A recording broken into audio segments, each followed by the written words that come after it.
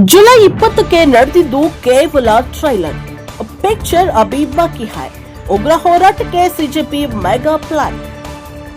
Neat ಪ್ರಶ್ನೆ ಪತ್ರಿಕೆ ಸೋರಿಕೆ ಪ್ರಕರಣಕ್ಕೆ ಸಂಬಂಧಪಟ್ಟಂತೆ ಸಚಿವ ಧರ್ಮೇಂದ್ರ ಪ್ರಧಾನ್ ರಾಜೀನಾಮೆಗೆ ಆಗ್ರಹಿಸಿ ನವದೆಹಲಿಯ ಜಂತರ್ ಮಂತರ್ನಲ್ಲಿ ಸಿಜೆಪಿ ಪಕ್ಷ ಸೇರಿದಂತೆ ಎಲ್ಲಾ ವಿದ್ಯಾರ್ಥಿಗಳು ಕಳೆದ ಹಲವು ದಿನಗಳಿಂದ ಪ್ರತಿಭಟನೆ ನಡೆಸ್ತಾ ಇದ್ದಾರೆ.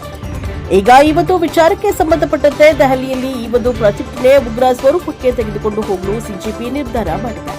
ಜುಲೈ 20ಕ್ಕೆ ನಡೆದಿರುವುದು ಕೇವಲ ಟ್ರೈಲರ್ ಅಷ್ಟೇ. ಬೇಡಿಕೆಗಳಿಗೆ ಕೇಂದ್ರ ಸರ್ಕಾರ ಒಪ್ಪಿದ್ರೆ ಹೋರಾಟವನ್ನ ತೀವ್ರಗೊಳಿಸುತ್ತೇವೆ. ಲಕ್ಷಗಟ್ಟಲೆ ಪ್ರತಿಭಟನಾಕಾರರು ದೆಹಲಿಗೆ ಬರ್ತಾರೆ ಎಂದು ಸಿಜೆಪಿ ವಕ್ತಾರ ಆಶುತೋಷ್ ರಾಂಕ ಸಂದೇಶ ನೀಡಿದ್ದಾರೆ. ಈ ಸಮಯ ಸೈಲೆಂಟ್ ಆಗಿ ಕೂರುವ ಸಮಯ ಅಲ್ಲ. ಕೇಂದ್ರ ನೀಟ್ ಅಕ್ರಮಕ್ಕೆ ಬಿಸಿ ಮುಟ್ಟಿಸಲೇಬೇಕು. ಇಲ್ಲದಿದ್ರೆ ದೇಶಾದ್ಯಂತ ಯುವಕರು ರೊಚ್ಚಿಗೇಳ್ತಾರೆ. ನಮ್ಮ ಮೇಲೆ ಎಷ್ಟೇ ಎಫ್ಐಆರ್ ದಾಖಲಿಸಿದ್ರು ಕೂಡ ನಾವು ಸುಮ್ಮನೆ ಇರಲ್ಲ ಎಂದು ಆಶುತೋಷ್ ರಾಂಕ ಆಕ್ರೋಶವನ್ನ ವ್ಯಕ್ತಪಡಿಸಿದ್ದಾರೆ.